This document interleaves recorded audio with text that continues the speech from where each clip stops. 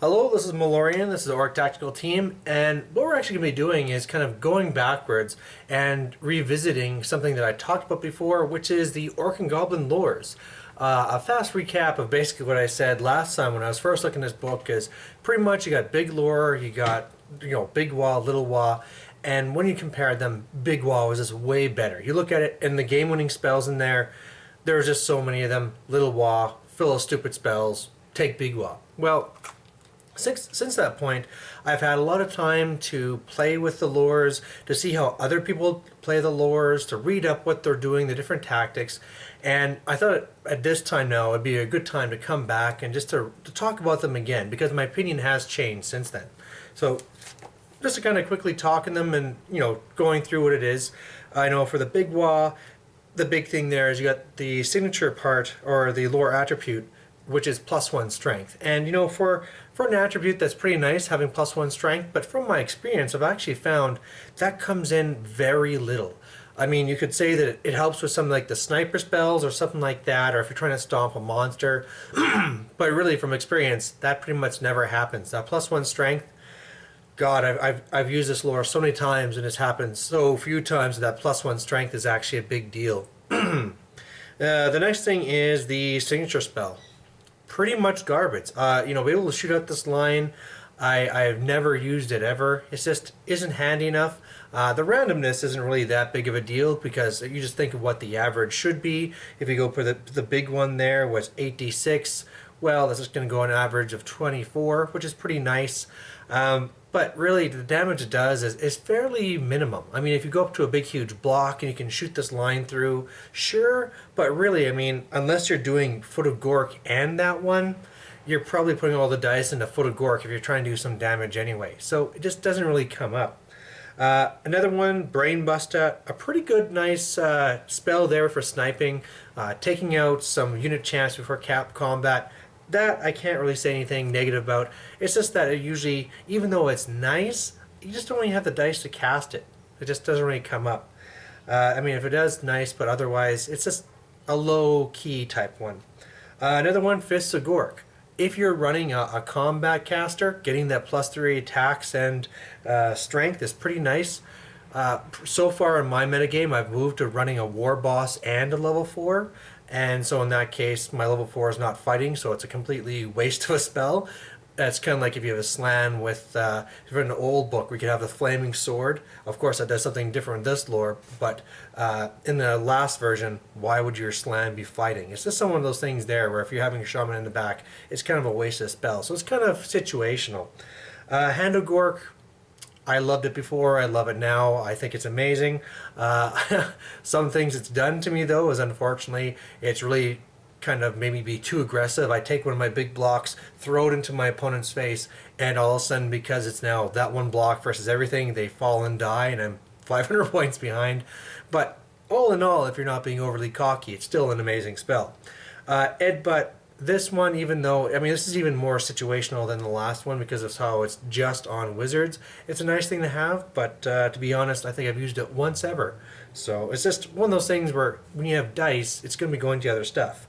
Such as this next one, like Here We Go. Here We Go is a fantastic spell. Rerolls for your orcs, just a great thing to have as long as your list is based off having orcs. If you're mixing in the Squeak herds and the troll hordes, then all of a sudden that spell isn't as good. But if you're mainly going off the savages and the black orcs and maybe something else, then that spell can actually be fairly amazing. And then of course Foot of Gork. I mean, wow. If you guys watch my reports, this spell has won me games on its own. Just a fantastic spell. So all in all though, whenever you're looking at a magic phase using the big Waaagh, it's pretty much I have take your number of dice -6. That's going to be for my Foot of Gork, and then everything else that I have is going to go towards the rest. And normally that means 1 dice. On average, you should have 7 power dice per phase. So if you got 6 going to Foot, then only 1's going to something else. So it's really only if you get these higher amounts of dice that you're starting to do one of these other things, and then usually it's either going to be something like Hand of Gork if you're trying to get to combat, or Here We Go if you're already at combat and trying to get stronger. Then we can look at the Little Waaagh. So the attribute here is one where if you ever cast it on a 5+, you steal a dice from the opponent. which is always a good thing to have. Unless it's like your last spell you're casting, it's always good to have that chance to steal things away. And it's also nice to be able to cast a little spell, even though it might be doing something stupid, your opponent will want to stop it because you could maybe be making it harder for them to dispel your big one. So as far as the lower attributes go, this is a pretty solid thing to have. Their signature spell, I mean, for the most part, for the main thing, where if you're in the flank, you get to re-roll all this stuff. It doesn't really matter, because if you're in the flank, you're going to crush them anyway. But really, from what I've seen, that armor pierce can really come in handy.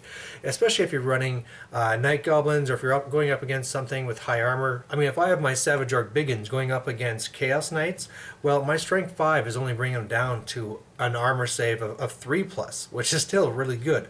Being able to cast a spell like this and bring that down to a 4+, that's a huge difference with the number of attacks that we're talking about. So for a signature spell, that's fairly solid and a very good one to have. Vindictive Glare. This one is, I mean, I've really come to really love this spell. Being able to shoot far away and do 3d6 strength 3 hits. I mean, pretty much you just pick a chaff unit and you just decimate it. Or if somebody has a horde of something that's low toughness, low armor, bam, you can start blasting that and start taking off ranks. And one of the things that I first thought of between the two lores is that the little wad didn't really matter until you got actually close. But spells like this are ones you can be casting first turn and really getting some high effects. You could even be using this on a war machine once you get that next step closer, because even though you need 6s, well, you know, you could be getting a lot of hits and you could be picking those off. So a really good spell for a number 1 spell. Number 2, Gift of the Spider God. This one will depend on what you're using, because really, if you're looking at something like Black Orcs or Savage Biggins, where you're probably going to be wounding on a 2+, then having it so that your hits, or 1/6 of the hits, go to automatic wounds isn't all that big of a deal. But then again, if we're looking at something either where it's goblins or it's a second round of combat, so you've lost the chopper rule, well, all of a sudden having that ability to have more wounds going through is fantastic. And of course, I mean, if you're going with the block of 100 Night Goblins, stabby, it's a really good thing to have. So situational, but you know, it's a good toolkit. Number 3, Itchy Nuisance. I mean, this thing I've also found to be a great spell. Again, it's one where very first turn, you can be casting it on some unit that you don't want to be dealing with, minus down their movement, and then all of a sudden, either their whole battle line has to slow down, or that one unit, which is now movement 1 or something, is not going to be getting in there. So if you have that big block of Chosen or something else you don't want to see, you blast that, and if nothing else, that could be the spell that your opponents are going to be trying to throw their dice at to make sure it doesn't happen. So it's a good one to throw first to try and draw dice, because they don't want that to go through. Then we have Goracle Fix It. And you know what? This is another one where before I thought it was meh, but really forcing your opponent to re-roll all these 6s to hit into wound, blah, blah, blah, can be really good, especially if you have the synergy with having characters in there. Because if, you know, I thought, well, if you're wounding Night Goblins on a 2+ anyway, who cares if you're re-rolling 6s? A lot of them will get 2+s anyway. But just like how the net synergy helps the characters in the Night Goblin unit, if you cast this on a unit fighting something with your war boss, well, all of a sudden it makes a huge deal when maybe they're only hitting on a 5+, or you have the scaly scales on there so that they're only hitting on a 6+, and then it's re-rolled, and then to wound, you know, maybe a 6+ has to be re-rolled. So this is fantastic to actually have if you're having that character in combat, and maybe you're going to have your general versus their general, a real nice thing to have there. Night Shroud, still not really a big fan of this. I mean, maybe if you're up against like a Wood Elf army and you need to get some of that soft cover going, or if you're up against an all-night army and they're going to be charging in. But, you know, with only being difficult terrain for the guys in the front rank, even as Bretonnians, it's pretty much a waste as all the guys in the back. It's not to affect. So it's not really all that great, and that's probably one of the worst ones here. Guaranteed it's the worst one here of both lores put together. And then number 6. This is one where before I thought I didn't like it at all. It's a vortex spell, goes out, small version, it's going to be random, whether it's strength, toughness, or initiative.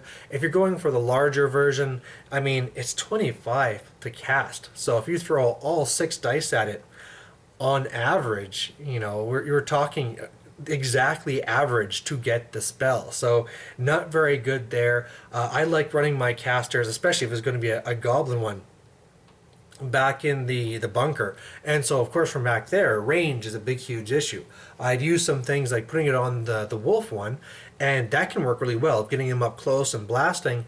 But of course you have to worry about them blasting your wolf unit, and then you can lose a lot of points as your level 4 dies.